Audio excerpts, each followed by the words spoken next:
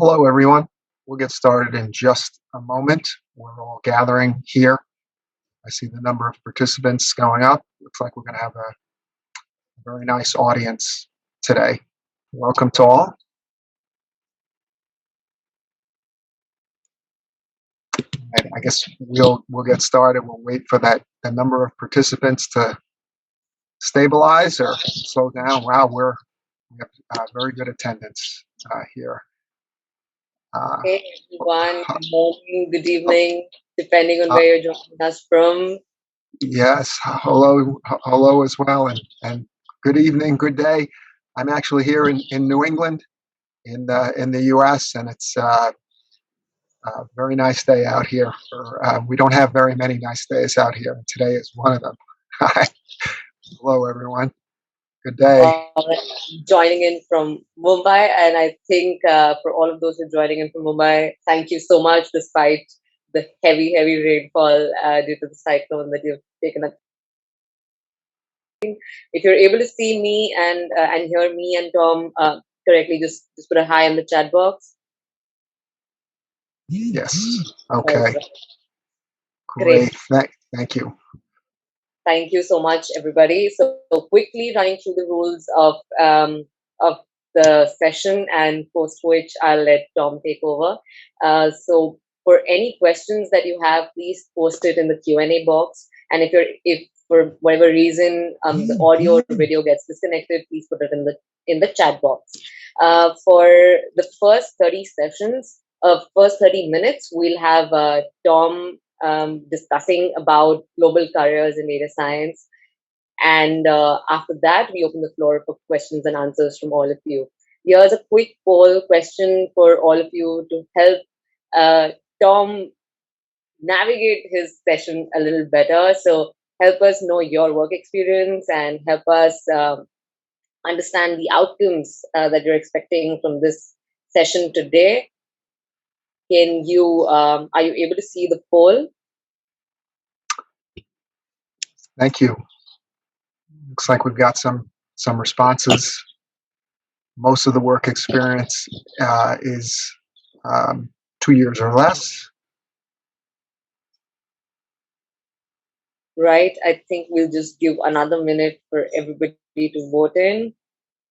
Guys, very quickly, just punch in your votes, and I think it'll be really helpful for us to make this more interesting and more engaging for all of you.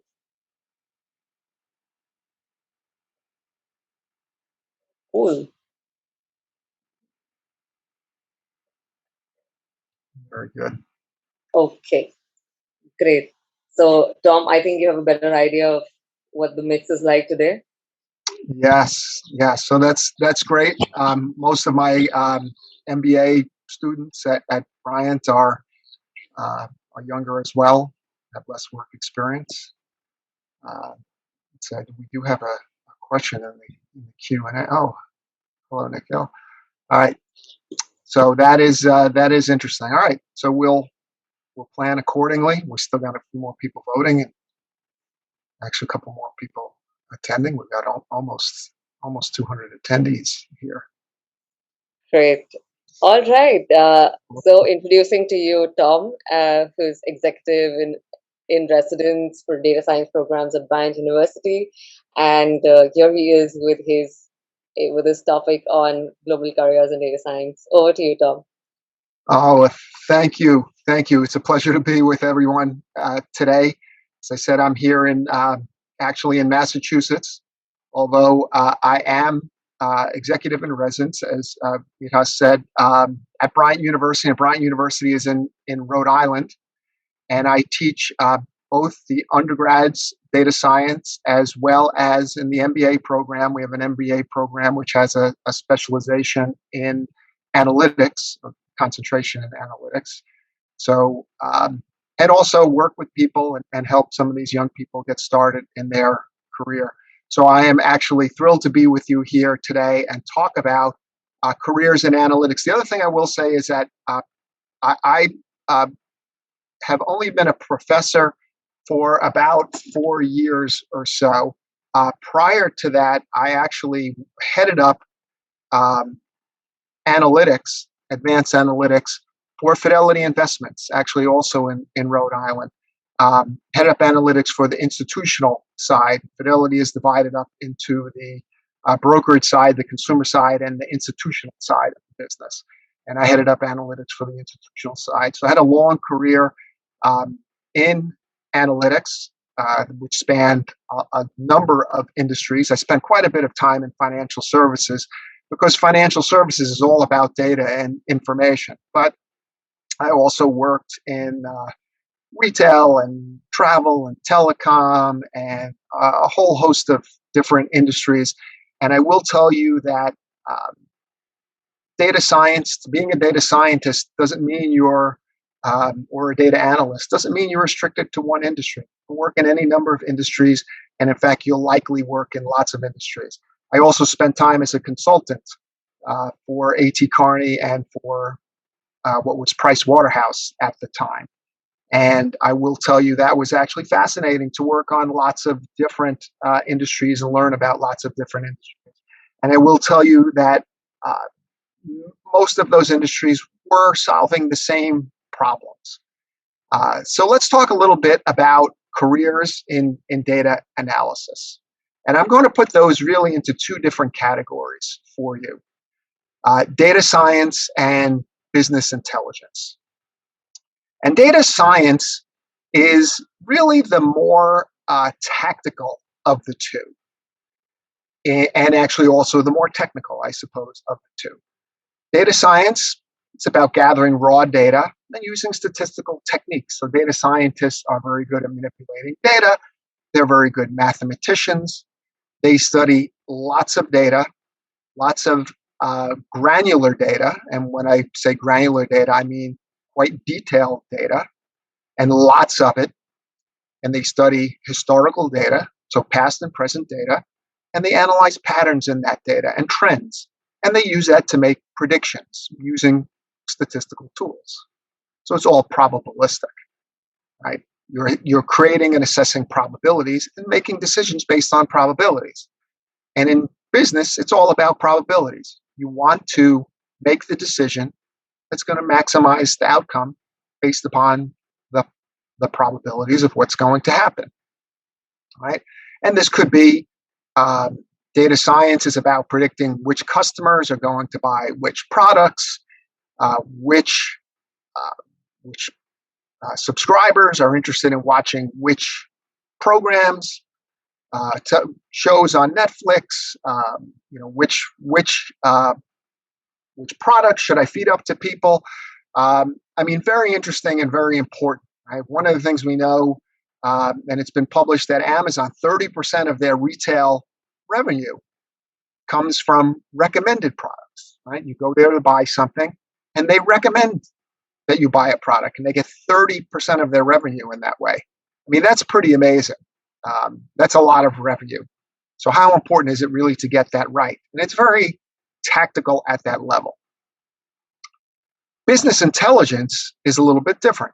I would call business intelligence strategic, a little bit more strategic. Right? It's about harnessing the power of the data that your business generates, then analyzing and visualizing that data to gain insights into how your business is performing and what the opportunities are for your business. They allow you to make better business decisions. They allow the senior executives to make better business decisions that will help grow the business. Right? It deals with less granular data, more summarized data at the management level. The management level, they're not interested in individual consumers and what products a particular consumer is buying. They're interested in what products are selling the best and what products are selling the best in the US or in India or whatever it may be. Right? So more summarized data. And they have different skills.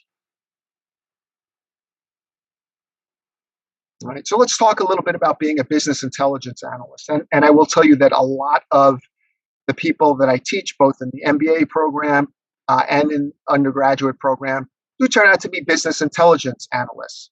And at Fidelity, I had a group of data scientists that report to me, but I also had a group that did business intelligence.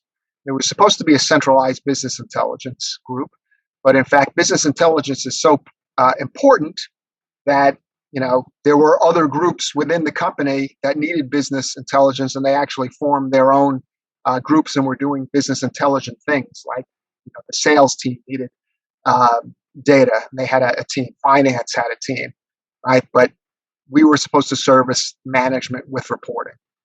But business intelligence, right? They gathered the data, they turned it into information, which gets turned into business intelligence, which drives innovation and improves the performance of the business. And that could be discovering what geographic opportunities you have, what your product opportunities are, what your risks geographically or with products are, who your potential partners are, who are emerging competitors, inventory management, staffing requirements. Right? If you work at Fidelity, we had quite a large call center. So the call center did some of their own reporting to try and manage staffing requirements. And they need to know what the average wait time is on the calls, right? And making sure that it's down to a reasonable level. Right. So traditional BI included the development, analysis, and distribution of scheduled or ad hoc reports. And I'm old enough to remember when a BI group essentially created reports. And those reports were very important to management, but they were very inflexible. They came out on a certain date, and they were in a certain format. And if management wanted a different report, then they would put in a request for an ad hoc report. It might take a couple days to do that. And those days are long gone. And part of the reason for that is that management has changed. And in my career, I've seen management change quite a bit. The people that were CEOs when I started work, and I hate to say this, but when I started work in the 1980s, were often salespeople or came up through the sales organization.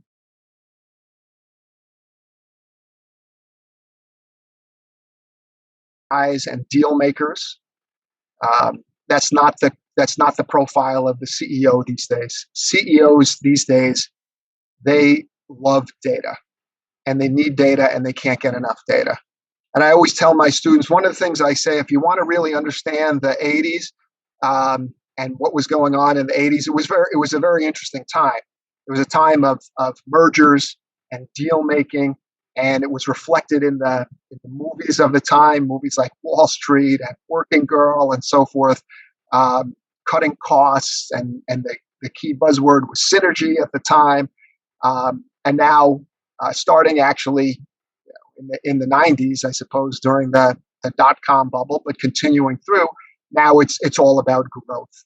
And data is really the key to driving growth. In fact, we'll talk a little bit about this later, that the companies that have been effectively using data to drive growth have been the most successful companies. And their companies, the top 5 companies, most valuable companies in the world, didn't even exist. Well, I suppose Microsoft existed as a small company in the 80s, but most of the larger companies, so 5 of the top 6 did not exist at all.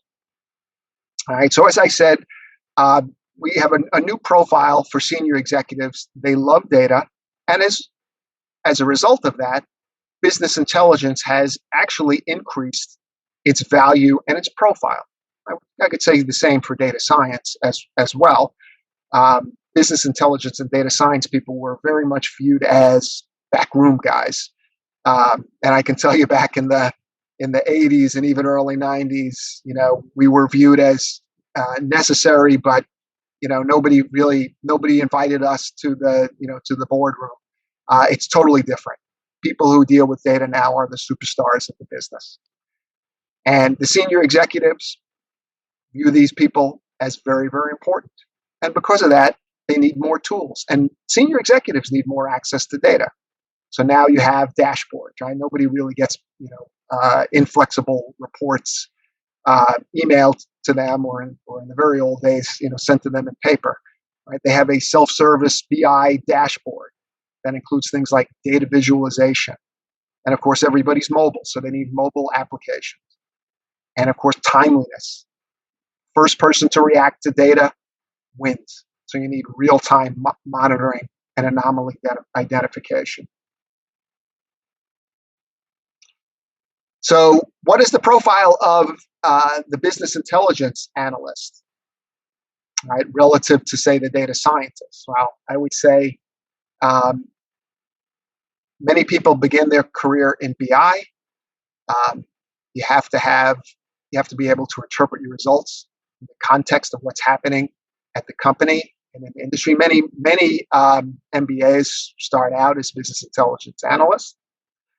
Right? They have to have some database knowledge.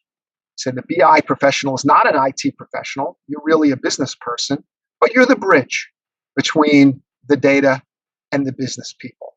And the business people will go to you as a business intelligence analyst and ask you somewhat technical questions, and you need to be able to get those answers. So you need to know the data. You need to become very familiar with the data. People that have the data and understand the data have the power in the company. Data is power at this point. But you need to know the source, any problems with the data, and how to interpret it. Right? Your senior manager will come to you and ask you, how should I interpret this data? Right? Often BI teams are responsible for data governance, which means that they have the responsibility for data integrity and maybe even data security in many cases. And of course, they must have strong communication skills. And sometimes, this is important for everybody in business has to have strong communication skills. But in this case, as a business intelligence analyst, it's really core to what you do. You have to be able to clearly and concisely communicate your results to senior management. Right? You are the bridge between the IT people and the business. And they're going to make decisions based upon your data, and they better be able to interpret it correctly. And you better be able to let them know when they're interpreting it quickly and correctly. All right, so the tools. Obviously, there are quite a bit of tools. There are almost too many BI tools to mention here. I'm going to guess that many people on this call have some experience with some BI tools. In most cases, you work for a large company, you'll have an IT professional that are they're responsible for the development of the BI solutions, and you have to work with them and communicate management's needs to the IT professionals. These tools, you must have to, you'll probably potentially select a tool that you use. You'll have to develop an expertise in that tool, right?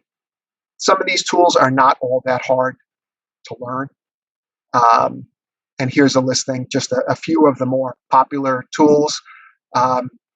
You'll have to develop an expertise in these, but you don't necessarily have to be a coder at all to learn some of these tools.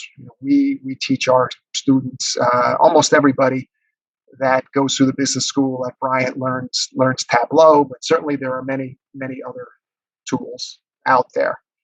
As I say, ClickView, Business Objects, Cognos, Power BI, some of the more popular ones. Maybe you can add to this list as well. And some of these tools are getting, that some of these tools are getting integrated into CRM solutions as well, right? So that we have less standalone tools.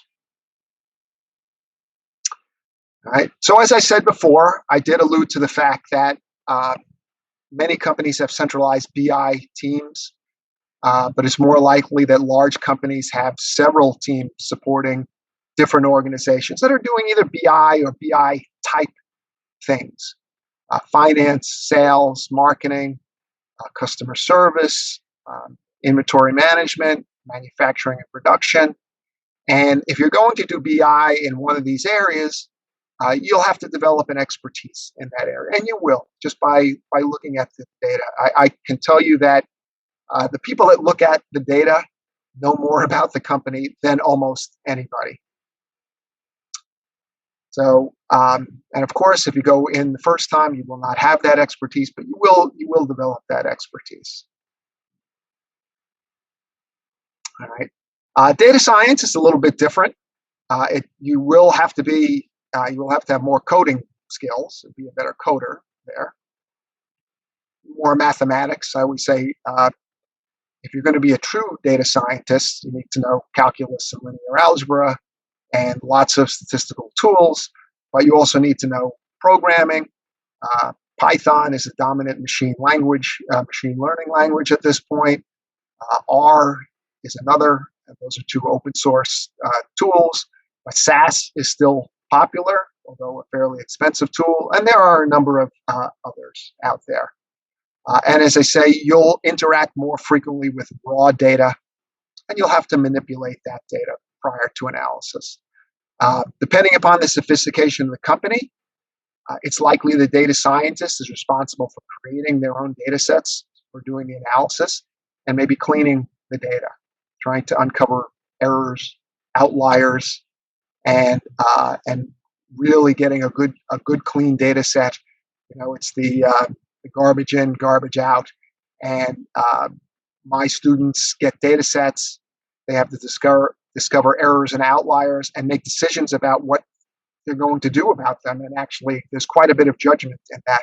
And I always say that developing a good statistical model actually involves a fair amount of art as well, and lots of decisions. And the more you know your data and the more you know your company, the better you'll be at creating those models. But the object is to use large amounts of data to accurately estimate probabilities of events so that you can take the appropriate action. And I always spend a lot of time talking about, with my classes, expected value, right? The expected value of an action, right, is the probability of an event happening times the value of that event happening. And of course, from the law of large numbers, if you're constantly taking actions which have a positive expected value, you will make a profit, right? And as data scientists, you actually need to justify your existence and show your actual profitability. In fact, you are creating profit for the company by the decisions you make. So here I have a Venn diagram on the right, which I talk a little bit about the things you need to know to be a data scientist. Right? We talked about mathematics, computer science skills, programming skills, and some domain expertise. Right? And that domain expertise, again, developed when you get on the job. And you may, in fact, have lots of, I would say, have domain expertise in lots of different industries as a data scientist. All right. So this page really refers primarily to data scientists, but I will tell you that business intelligence, lots of jobs in business intelligence. In fact, probably more jobs in business intelligence than there are as in data science. However, data science, because it's more technical in its nature, people are very, very high in demand. So 2020 was a bit of an odd year, although there still were a fair amount of jobs out there for data scientists. But we have here, CareerCast had their top jobs for 2019. Number one was data scientists. Indeed, among their top jobs, number one was machine learning engineer, which is a type of data scientist, highly technical data scientists. The salaries, actually, U.S. salaries are quite good for data scientists. And in fact, I will say U.S. News also listed software engineer and statistician.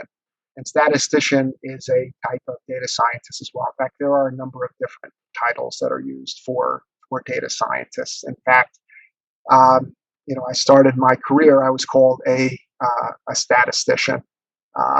We were, in fact, the phrase data science is a fairly new title, I suppose. And in fact, I remember the first time I heard it, I thought it was a little peculiar. So, why is this? Well, we know, in fact, if you go back from the 1980s and people building data warehouses, now we have almost too much data to store in data warehouses, right? So we have the advent of the data lake.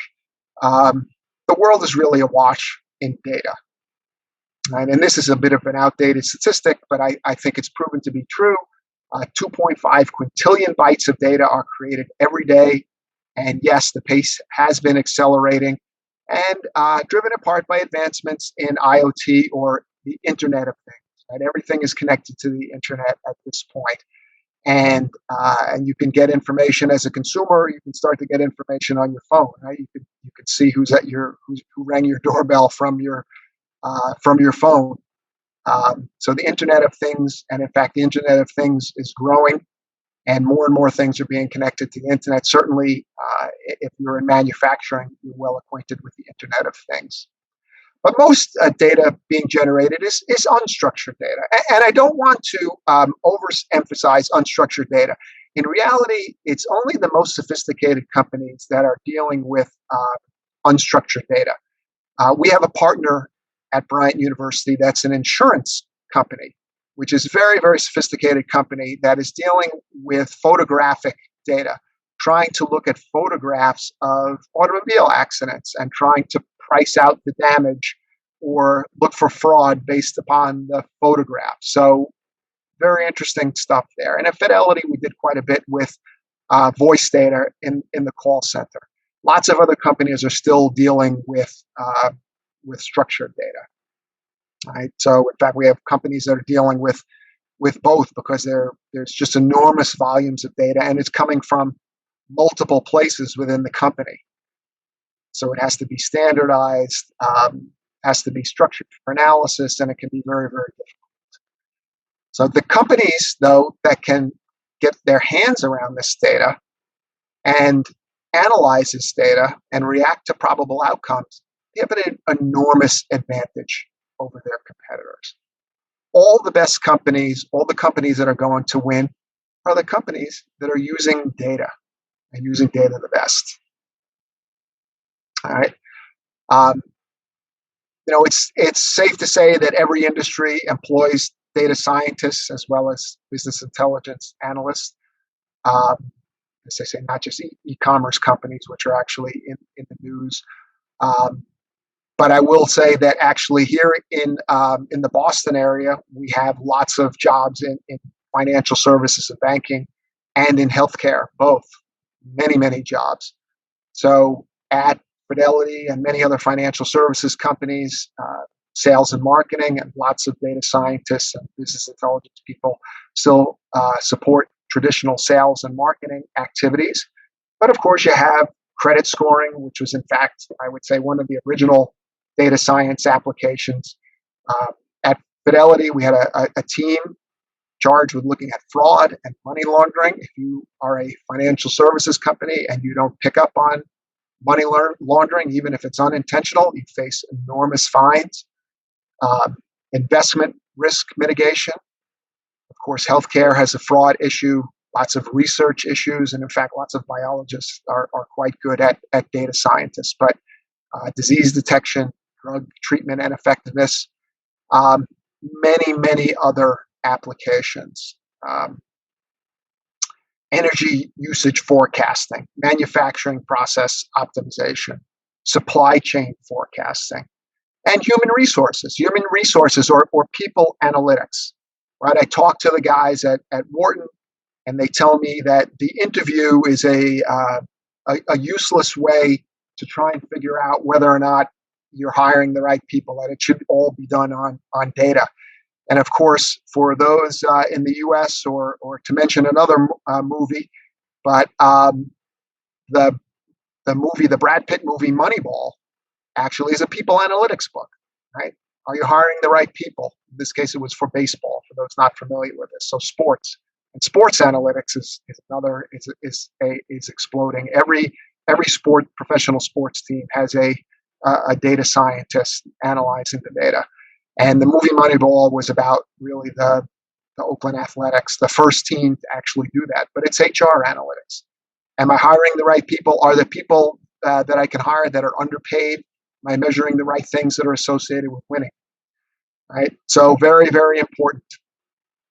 You want to hire the right people, and you want to train them, and you want to retain them.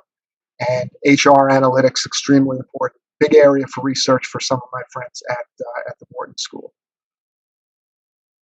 All right. So advances in computer processing are really what's making possible new and more powerful applications of data science. Right. So we have image recognition and facial recognition. Facial recognition, a lot of people think, is potentially the killer app of machine learning. I'm about to head to Logan Airport here in Boston in a not too distant future, and they were doing a test of facial recognition where you wouldn't use your boarding pass to get on the plane. You would get on the plane based on facial recognition. Right? It's highly controversial at this point because of use by law enforcement and some of the errors. It's not perfect, and errors can be very serious when they're used. But facial recognition, I think, is coming, and it's going to be a big deal. As I said, many people think it's going to be the killer app. Of course, natural language processing is everywhere. You have Google Home. Ever spoken to Alexa or Siri, you certainly know about natural language processing. And honestly, it's not great, but it is getting better. We have Google Duplex, actually, and IBM Assistant, which are applications of natural language processing, which are really actually quite fantastic. They can make phone calls for you. You can be talking to someone on the phone and have no idea that you're talking to a computer. Very, very interesting. And advances are coming very, very quickly in image recognition, facial recognition, and natural language processing. And then artificial intelligence, the digital workforce. The digital workforce is coming. The workforce of the future is digital. And I have quite a long a presentation on this that I presented at Bryant that involves the marriage of AI and robotic process automation, right? So if you think of most jobs, particularly white-collar jobs, they involve a process that you follow and decisions that you make. Well, processes can be automated and decisions can be made with AI. So that means that a lot of white-collar jobs are at risk in the future. In fact, in previous industrial revolutions, it was primarily lower paid workers. In fact, I think the next wave of people, and we're seeing this already in accounting, for example, even in medicine, analyzing CAT scans, X-rays, and so forth. So we'll see a lot of highly paid workers, in fact, with their jobs at risk. And then, of course, self-driving cars, and that's another thing that we can talk about. Self-driving cars actually for quite a long time. In fact, self-driving cars, I think we're sort of over-processed, right? But self-driving cars are an application of AI, right? It collects data. You see the scanner up top. It looks around. It makes a decision based on image recognition and decides whether it can go or not go. One of the things, and not to talk too much about self-driving cars, but you don't want to get caught behind one because they're very slow in making decisions. And they do. I've seen them cause traffic jams. The other thing about self-driving cars that I always talk about is my generation growing up in the space age. I always say we were promised jetpacks, and they really never came. And as a kid, I always thought, certainly by now, I would have a jetpack. And the younger generation, I think, was promised self-driving cars. We'll see if they get self-driving cars, but it will certainly be interesting. All right, I'm almost out of time, so let me finish up here. We talked a little bit about Amazon already. That 30% of its e-commerce revenue comes from recommended products. Target, there's a reason that Target gives you a discount when you use its credit card, right? They use that data. They use it very effectively to market to people. There are a lot of stories about how effective Target actually is in using their data. There's a they're actually quite good at predicting when people are pregnant, so they can get to people. When people have children, they spend an awful lot of money. And if you can get to people early on in their pregnancy, you can actually tie them up, send them offers, and generate a lot of money from them. And of course, everybody knows Netflix famously offered $1 million prize to anyone who can improve its recommendation engine by 10% or more. And that had a number of academics across the US working on that, maybe across the globe. And then, of course, in politics. And I'll end on politics, because data science is critically important to politicians, right?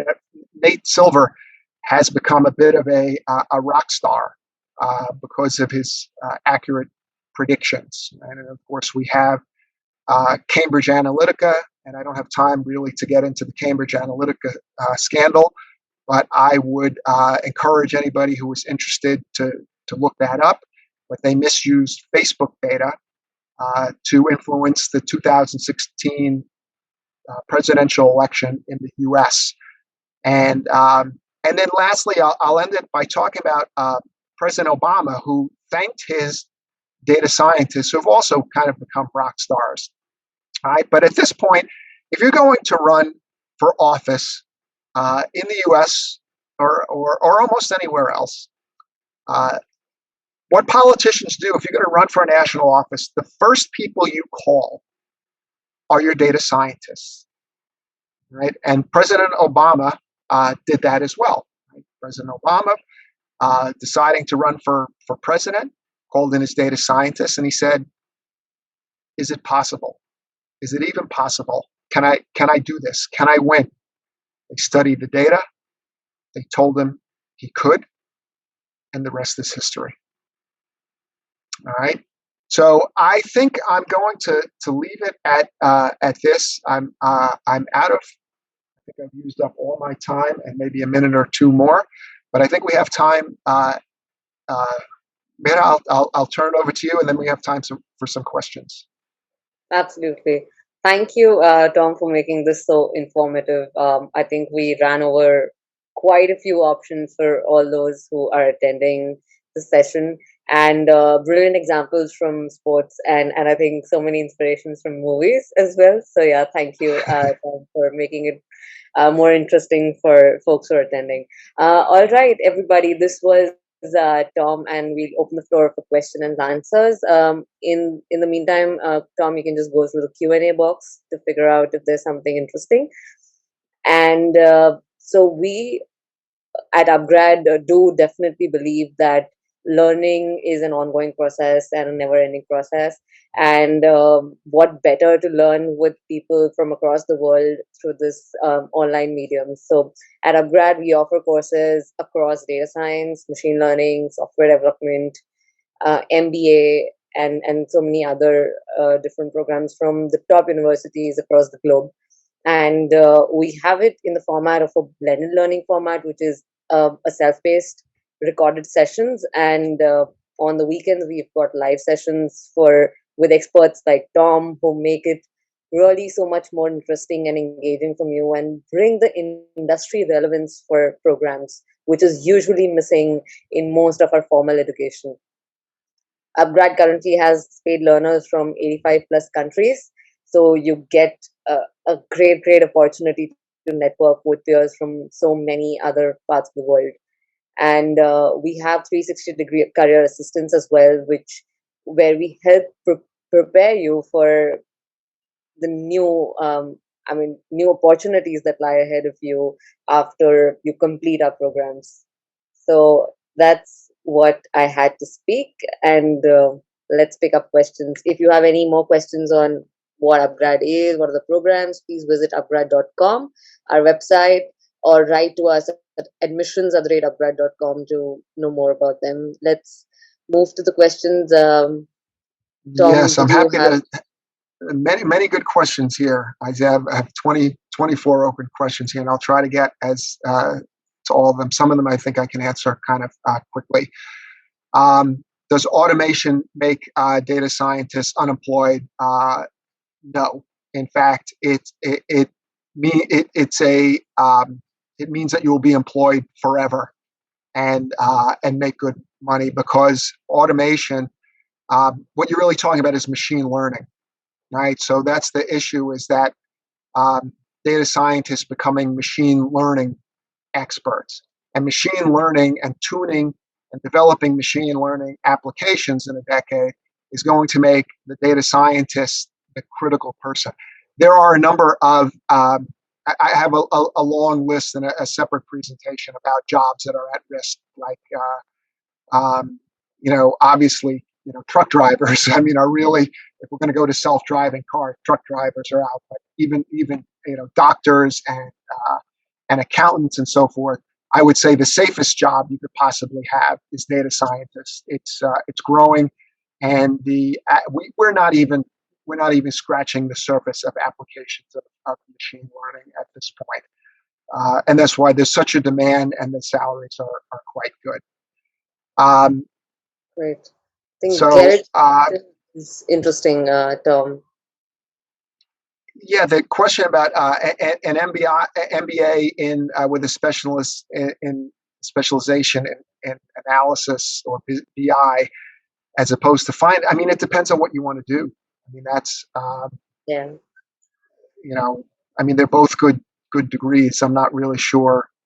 If you really want to go into finance, then you could specialize in finance. Right. If you really wish to stay in analytics, in the field of analytics, and go from there on to more senior positions in general management as well, like Tom was saying, right? Data can be used in any industry, and you definitely can utilize it at any position, right? So if that's what you want, a more generalized role as well, just you can pursue a MBA with a specialization in analytics. Versus if you really want to look after finance jobs, sure, you do something in finance. Right. So the key difference between a data scientist and a data analyst, well, a data analyst is a more general role that includes both BI. It might, in fact, include, in some places, might include data scientists. I've devoted, what I did was put both data scientists and business intelligence under analysis and data analysts. So data analyst, more general road. Data scientist is a much more technical and specific job.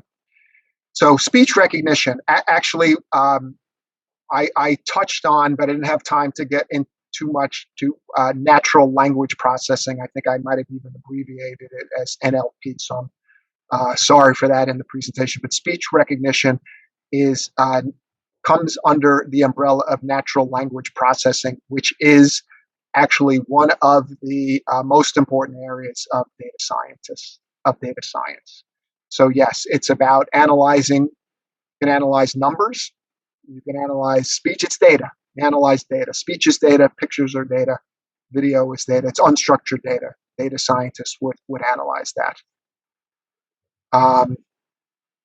Suggest some resources for an undergrad to learn. So if you haven't yet finished your undergrad degree, you can certainly. You need a good background. Everybody should have a good background in mathematics. Take a programming course. Take a mathematics, math and statistics course, and get ready to, either get a little work experience or go right to get your advanced degree. But I think most our MBAs need some math and statistics, and at least one programming course to get involved. The more technical skills you have, and yes, there's too many BI tools for me to even mention or for any one person to know. So how is data science used for investment banking? Oh, lots of. So I touched on that a little bit about they analyze performance and how asset classes work. They look for risks, right? Everybody has risk models. Many different. If you're going to go into financial services, right? Financial services are companies that do not have hard assets for the most part, right? All they have is data, right? So if you're an insurance company, right, if you're General Motors, you have a factory, right? And I actually did consulting in data science for General Motors. So they actually do have data scientists, but they have factories and people making things. If you go into investment banking, if you go into insurance, all you have is data, right? And the better you use data, the more effective you will be as a company. Okay. In which sector or industry hasn't used data science yet? There is none, right? There are some places like the older companies are still struggling a little bit with it, right? I mean, you'll see some retail companies. I mean, they all have to, right? Many retail companies have been wiped out. We're having a wipeout of companies here in the U.S., of companies like Sears and J.C. Penney's and so forth, because they were late to the game in using data. Right? In fact, Walmart was really a pioneer in using data. And now, of course, we have Amazon wiping them out.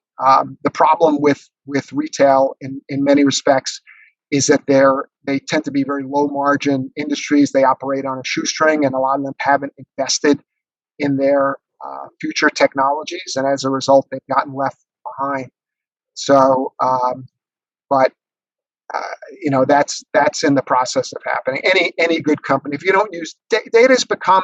If you ever watch the television show, I don't know if you have this in India or maybe you have your own, a Shark Tank, right? Yeah. Where entrepreneurs come in and pitch their ideas. Yeah. And people want data. I saw a show the other day. Some kid came in, he was 12 years old, and they were grilling him, where's the data? Where's the data? So you don't get funded. It used to be, as I say, I'm old enough to remember when if you had a really good idea, you could get funded. Nobody funds a good idea without data. Right? So, how to grow as a CPA marketer? Well, marketing is one of the primary users of data science. Right? You have a campaign. You're spending money on marketing, you're spending money on sales, you need to understand what your ROI is. And as a data scientist, you need to maximize that ROI. And that's something very important that I teach my students. You need to know what the ROI is before you do your models and show your management what the ROI is after you do your models, because that's how much you're worth. That's how much you're contributing to the company. Do data scientists again data scientists are the people who are driving AI, right? If AI is data scientists, right? And you want to become a data scientist, there are a number of ways to do that, right? An MBA with a specialization in analytics was a kind of a traditional one, but more master's degrees in data science are popping up, and upGrad is. I'm actually talking with upGrad about that as well. I think it's a great career choice. There seems to be some confusion about the difference between AI and data science. AI is data science. I talk about data science. In fact, we call it data science, machine learning, and AI. Given the choice, which one should I choose in BI? Tableau or Python, well, totally different. Python is a little bit more difficult. I mean, Tableau is a BI tool, and you should know Tableau, and it's got very good data visualization. It's really a terrific tool, and you can learn that pretty quickly. Python is a terrific language. It's more technical, a little bit more difficult. You mentioned a couple of libraries there, but if you want to do machine learning, then you need to know Python. And we talked already about natural language processing, which speech recognition is just one of the areas of natural language processing. The next one is about how do I use my time in engineering? Should I learn data structures using Java? etc. So, and I think there's one more question as I read through it, that what's the best language to learn when as a data scientist? So Uh, is I, there a best I, language? Python. I think Python would be the best language. Sorry, I've heard both opinions of for. I mean, there's Python and there's Java. A lot of your tech giants, like Facebook, still have most of their codes running on Java. So I think, and I'll repeat something that I heard another expert say, that whatever it is that you're learning, ensure that you have a skill set of 9 on 10 or 8 on 10 for that particular language, because only when you have a very thorough understanding of it will you be able to build on onto that. Yeah, but if you want to do machine learning is the libraries for machine learning are in Python. It's certainly Java is an excellent skill to have, but if you want to do machine learning and Python is growing in its application. So, but yes, look, the more languages, I would never discourage anybody from learning Java. Um, I think there's one question before you answer the next one, which is on natural language processing. There are a few questions on how do I start? I mean, as a person who's not into the field of data right now, but I've been working for about a few years, where do I start, and what is the sort of roadmap do I envision for myself? Yeah, so I think it's a little bit easier to break into business intelligence. If you're not, um, I would. There's a question came up about ethical hacking, so that's an interesting question. I'm not a hacker, so but I do know that there are some people hacking in Python, but I'm not an expert in any way in ethical hacking. So getting started in your company, start to get to know some of the people that work on data, and start to get involved in some of the projects. See what opportunities there are within your company to move into that area. If you're not working, I would take a couple of courses and get started. See whether you like it, develop some skills, and then see if you want to go on for an advanced degree, either the MBA or the data science degree. But your company, odds are, if you're working, your company has people doing this. Learn what they do and get to know them, and see if there's some way. Volunteer to you know see if your manager will let you volunteer to do some work in that area. Uh, uh, I think it makes a lot of sense. So start currently within your company. Try picking up projects there, or even if you find a few internships available, there are so many. You just go to Upwork or the likes of it, and you'll find so many people are looking for just people who can engage on short term projects, and you can apply for that.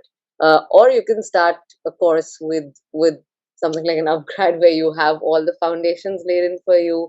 We also have a capstone project. We have 15 life projects that you get to do. So essentially, a whole path laid out for you while you're still working. And then from here on, because now you know the basics, you can go ahead and apply at multiple places with something written on your resume that you did these many projects. Because what really matters is how many projects have you done hands on, because that will definitely help the person understand how much you know. It's not something which you can just read, and it's not something which is just theoretical. well, I would actually say that a good strategy is both. Right? If you're getting your education, right, in data science or analytics or whatever it may be, that gives you the gravitas to go to your company and say, "Hey, I'm studying. I've got this program with upGrad, and I'm studying analytics. Can I get involved here um, and get involved with some projects? This is what I'm learning."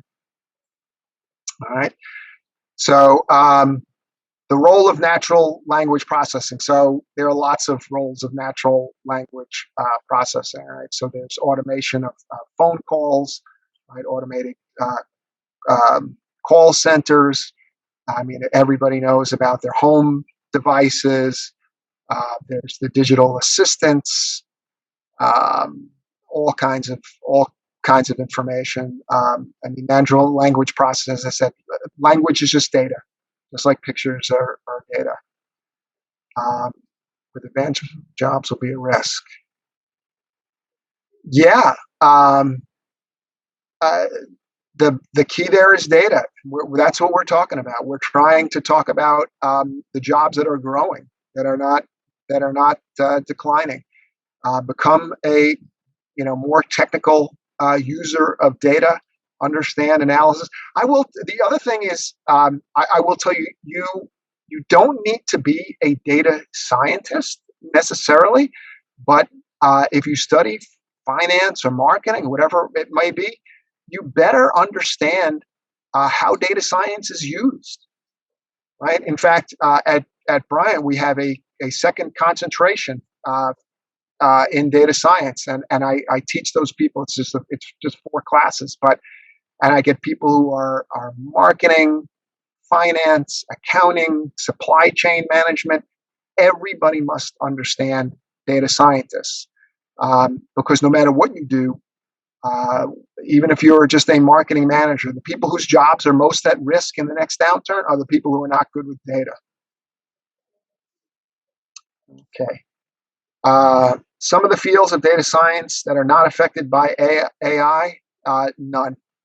Right. Some of them are faster than others. Right. And you can imagine the companies make you secure in your job. Again, be good at data. Understand the data. Data is power. The people that understand data in their job, they're the people whose jobs are most secure.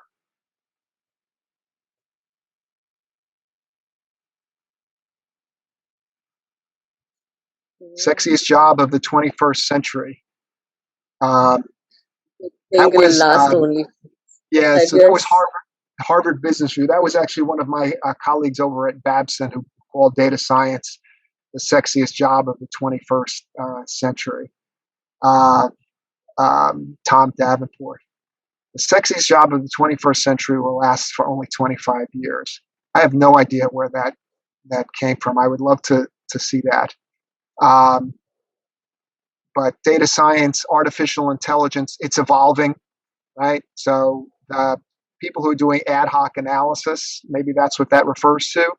But artificial intelligence is not going away in 25 years. And people who understand artificial intelligence and these people and people who are afraid, and I honestly don't understand. To me, this is like saying, I'm telling you that cars are going to be the future, and you're telling me, well, there'll be so many cars. I don't want to be a car mechanic because they'll go away. Well, no, that's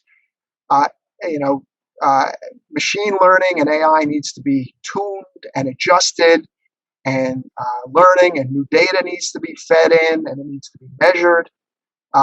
It's evolving, right? Becoming more machine learning and AI than just ad hoc analysis. But I'm actually quite floored that people that think that AI is going to put AI data scientists out of work. I don't even know how to answer those questions.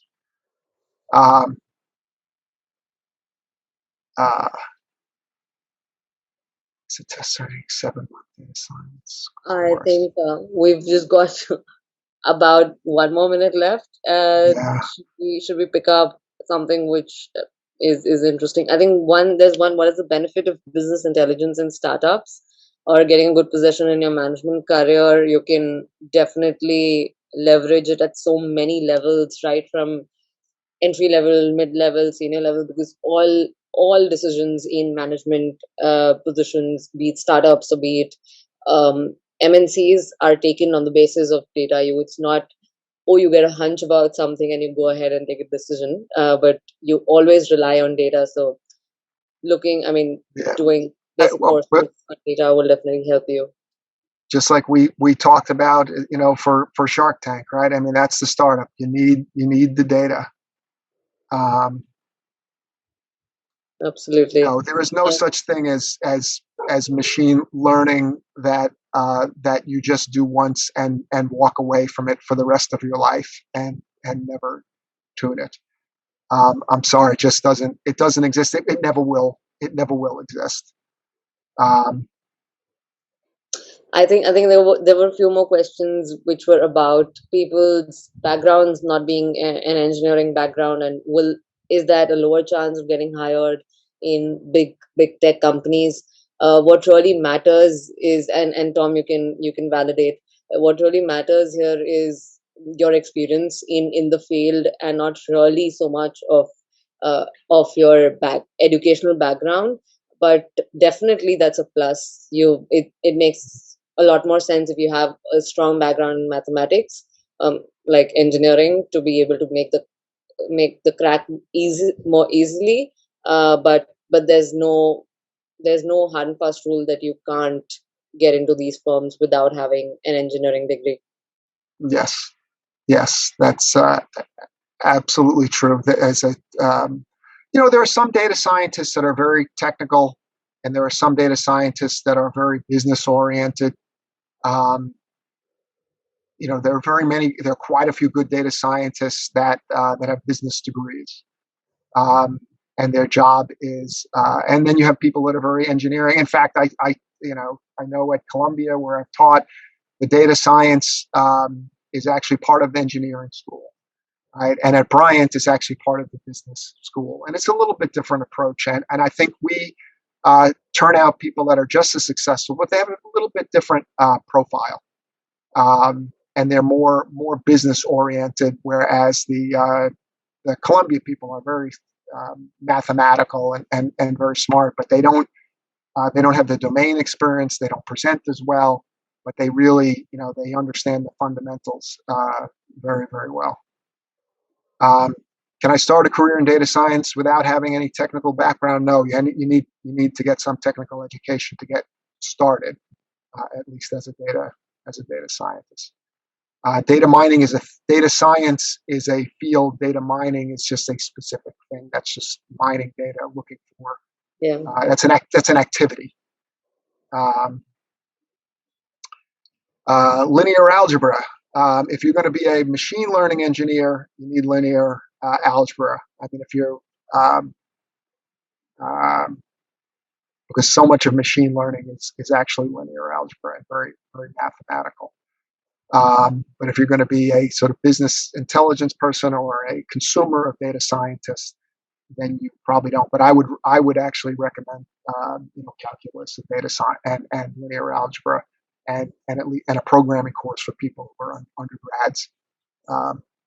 That's not a lot to have to get into data science. Okay, I'm sorry, we're kind of out. I'm not sure. I hope we answered the vast majority of questions. We've answered about 60 questions, so great job, Tom. And we're left with 20 more. So sorry for not being able to pick up all your questions, but I hope in some way or the other we were able to answer it while you were listening to Tom answer so many other questions that he did. And if there's still your doubt still isn't answered, please write to us at admissions@upgrad.com with the subject line as today's session, and say that your query wasn't answered. So we'll write back to you. Thank you so much, Tom, for very patiently answering each question, and I think doing full justice to each one of them being asked. And thank you all for taking time out on a Monday evening, Monday morning to attend the session. And I really hope you have a great day. You can see the recording of this session being sent to you by email if you missed certain parts of it. So thank you for your time. Thanks, Tom, and look forward to doing this again with you. All right. Well, it was a pleasure. Thanks to everyone for their time. Bye now. Bye-bye.